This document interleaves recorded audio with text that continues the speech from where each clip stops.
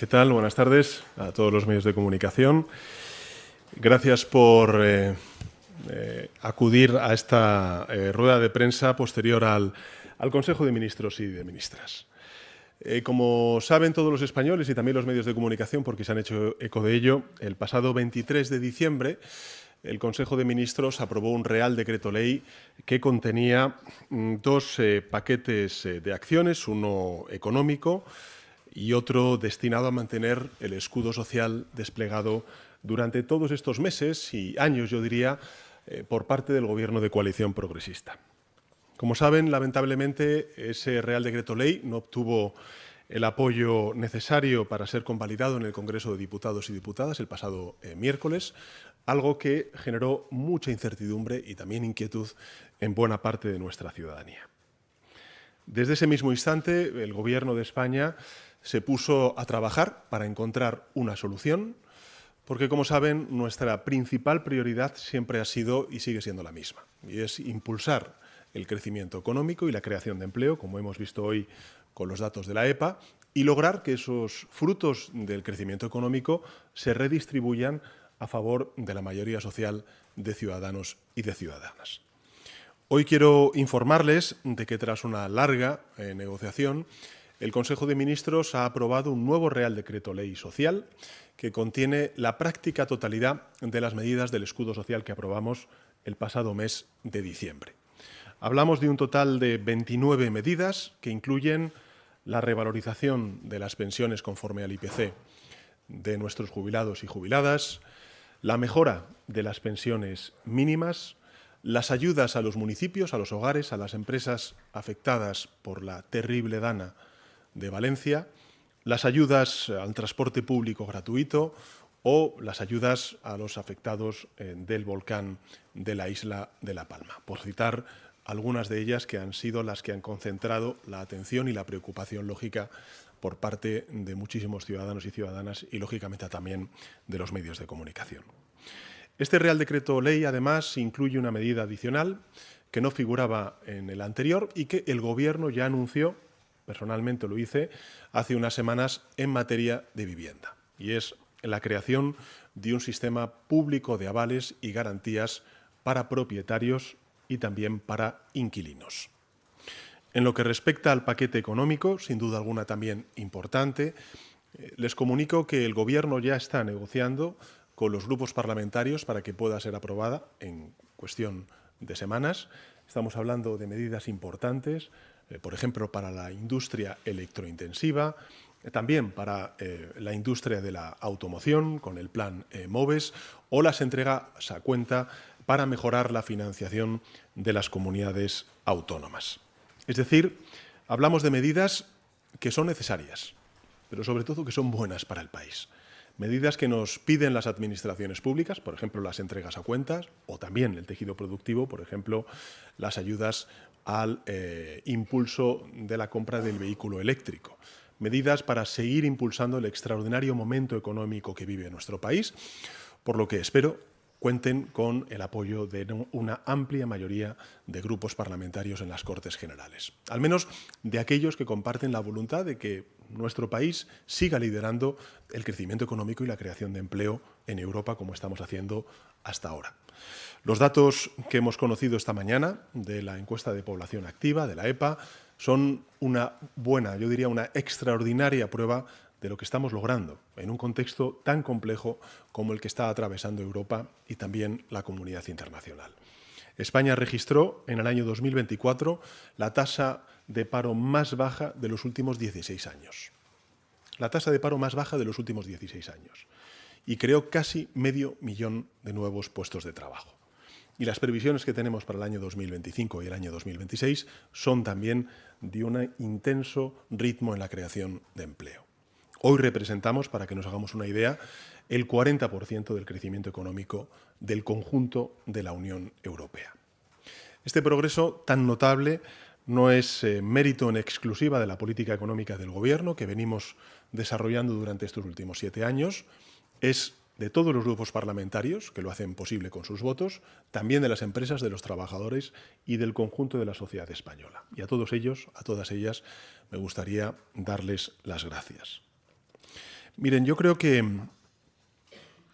estos últimos días nos han enseñado muchas cosas. Cosas que deberíamos reflexionar entre todos y tomar nota. Nos han enseñado, por ejemplo, que a pesar de todas las dificultades y a pesar de estar en minoría parlamentaria desde hace 7 años a esta parte, el gobierno de coalición progresista es el gobierno de los acuerdos. Acuerdos que nos han permitido cosechar cifras récord de crecimiento económico, de transformación de nuestro modelo productivo, de creación de empleo y al tiempo de reducción de las desigualdades y también la reducción de los gases de efecto invernadero. Reformas con paz social, que siempre reivindico, porque generan estabilidad, a diferencia de lo ocurrido en otros momentos de nuestro país, en los que se aprobaban de manera unilateral contrarreformas que encontraban su rechazo social por parte de millones y millones de pensionistas o también de trabajadores y trabajadoras. Por ejemplo, en la contrarreforma laboral o la contrarreforma de las pensiones que se hizo bajo mayorías absolutas conservadoras. Y también a diferencia de lo que ocurre en otros países no muy lejanos. Por tanto, creo que el diálogo, la negociación y el acuerdo son seña de identidad de mis gobiernos y agradezco en consecuencia a todos los miembros del Consejo de Ministros su aptitud y también su actitud, porque no damos un partido por perdido, sudamos la camiseta hasta el final. Y al final las cosas salen, las cosas suceden. Y suceden en favor de la mayoría social. Como buena prueba de ello es la revalorización de las pensiones conforme al IPC. Agradecimiento y reconocimiento también a los grupos parlamentarios que desde posiciones alejadas son capaces de pensar en lo común, en el interés general y llegar a acuerdos en beneficio de la gente. Así que vaya por delante también mi agradecimiento. Porque creo que lo que en algunas ocasiones la ciudadanía puede percibir como ruido, el ruido de la democracia, sin duda alguna puede resultar incómodo, pero siempre será infinitamente mejor que el silencio de las autocracias. Y en este país, por desgracia, lo sabemos bien. Creo que en los últimos 6 días también nos han mostrado la enorme capacidad que tiene la coalición negacionista del Partido Popular y de Vox para contaminar el debate público con manipulaciones y mentiras que aprovecho también para desmentir hoy. Se ha dicho que este Real Decreto Ley, el que no se convalidó, contenía medidas que harían subir el precio de la luz. Y yo quiero decir que es falso, que no es verdad. De hecho, es justo al revés. Este decreto mejora el bono social del que se benefician las familias más vulnerables a la hora de pagar su factura de la luz. Se ha dicho que se regalaba un palacete al Partido Nacionalista Vasco, pero aquí no se regala nada. Se devuelve a su legítimo dueño un inmueble que fue incautado por la Gestapo alemana y por el franquismo en los años 30 del siglo pasado. Se le retorna como se han retornado ya docenas de inmuebles incautados durante la dictadura franquista a sus legítimos propietarios. Se ha dicho también que este Real Decreto Ley subía el IVA de los alimentos. Otra falsedad, otro bulo, otra mentira, ya que no contiene ninguna medida al respecto. Y cuando digo ninguna, es ninguna. Es más, si cualquier persona que esté viendo esta comparecencia compara y comprueba que antes y después de la derogación del susodicho Real Decreto Ley, el IVA de los alimentos ha seguido siendo el mismo, verá que efectivamente es así. Es así. Por tanto, ¿qué quiero decir con esto? Que invitamos a todos los grupos parlamentarios a votar a favor de estas medidas que gozan de un apoyo abrumador de la sociedad española. Y pedimos a quien no las apoye que para justificar su rechazo no utilice bulos, mentiras, falsedades, fake news, sino argumentos que expliquen por qué no están dispuestos a reconocer a los pensionistas que se debe revalorizar la pensión conforme al IPC, o por qué los afectados de la Dana de Valencia no pueden contar con las ayudas que necesitan y que la sociedad española, por cierto, también aplaude cuando se vehiculan hacia la Comunitat Valenciana. Yo creo que un gobierno, cualquier gobierno, puede perder una votación parlamentaria, como ha sido el caso. Pero no nos resignamos a que pierda la mayoría social de nuestro país. Esta es la razón por la que hemos negociado hasta la extenuación, hemos buscado apoyos, tal y como dije, en todas partes para seguir avanzando en el bienestar de la gente. Llevamos, de hecho, 7 años haciéndolo posible, pese al negacionismo de los de siempre. Esa estrategia, la del Partido Popular y la del partido de la ultraderecha de Vox, es dañina para España y para la mayoría social de españoles y españolas. Y quiero decirles a esos dos partidos políticos que conforman la coalición negacionista que, lejos de afectar al gobierno de coalición progresista, le hacen más fuerte, porque nos recuerdan de lo que ellos son capaces y la importancia de que nuestra agenda social de progreso salga adelante como lleva saliendo adelante durante estos últimos 7 años. Por tanto, esto es lo que quisiera trasladar a los ciudadanos y ciudadanas y, de nuevo, agradecer a los medios de comunicación su presencia en esta comparecencia y quedo a disposición de las preguntas que se quieran plantear. Vamos a plantear, son 3 minutos cuartos, y me ofrece un par de turnos de preguntas.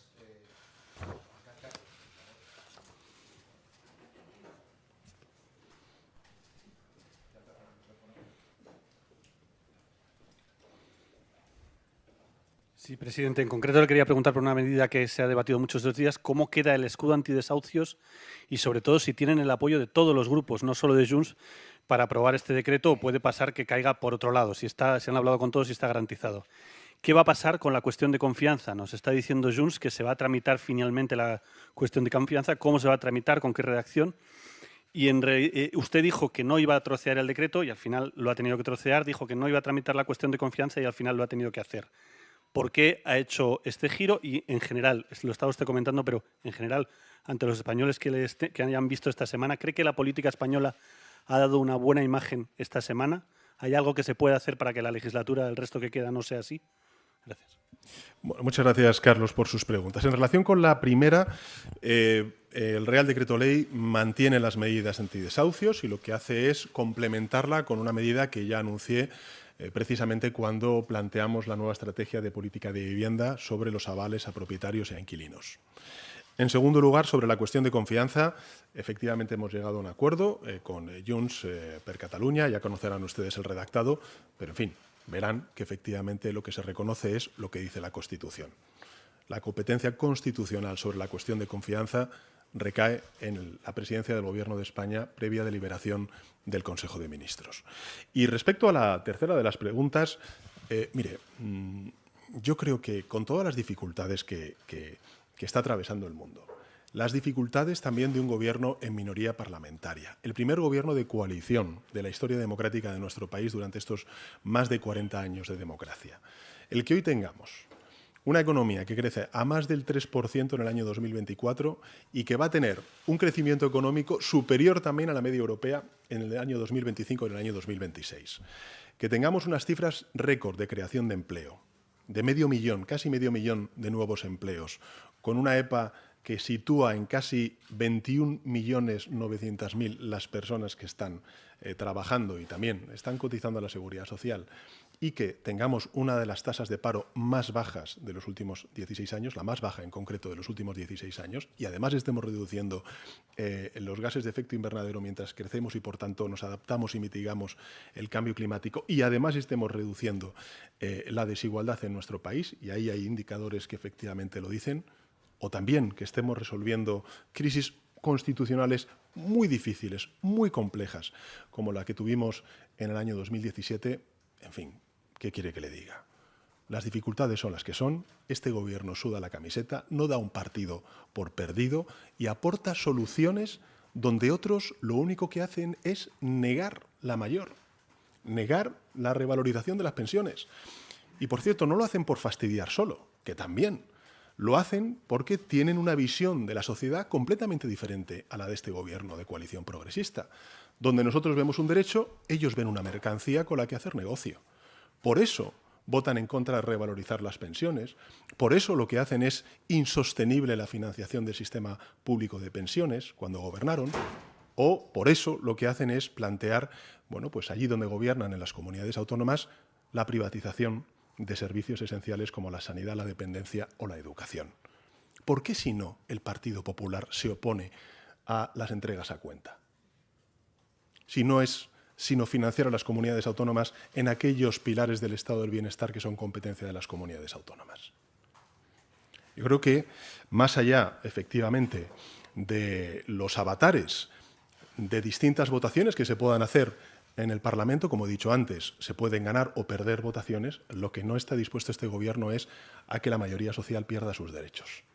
Y hemos trabajado, y como dije, buscado votos en todas partes para lograr el apoyo de la mayoría parlamentaria que nos está permitiendo, con muchas dificultades, lógicamente, y con una fragmentación evidente que es fruto de lo que han decidido los españoles, pues nuestra agenda social. Y esta es la clave. Y efectivamente hemos hablado con todos los grupos parlamentarios para que salga adelante este Real Decreto Ley.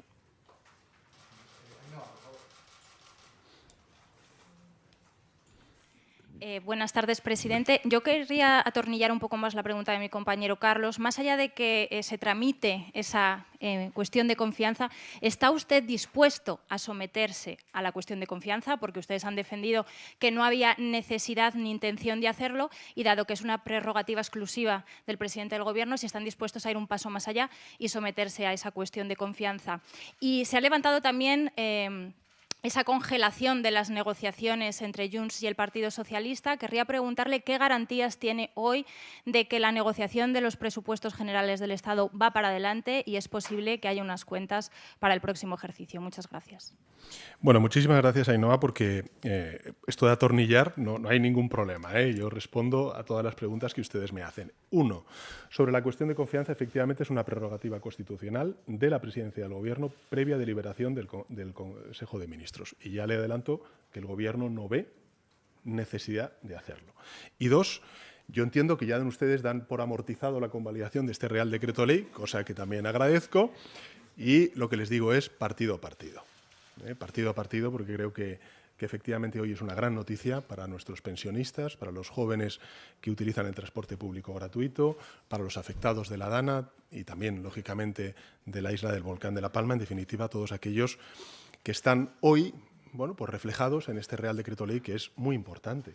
Y, insisto, creo que lo relevante es que España está atravesando un momento económico extraordinario, probablemente de los más positivos que hemos tenido durante los últimos 3 lustros.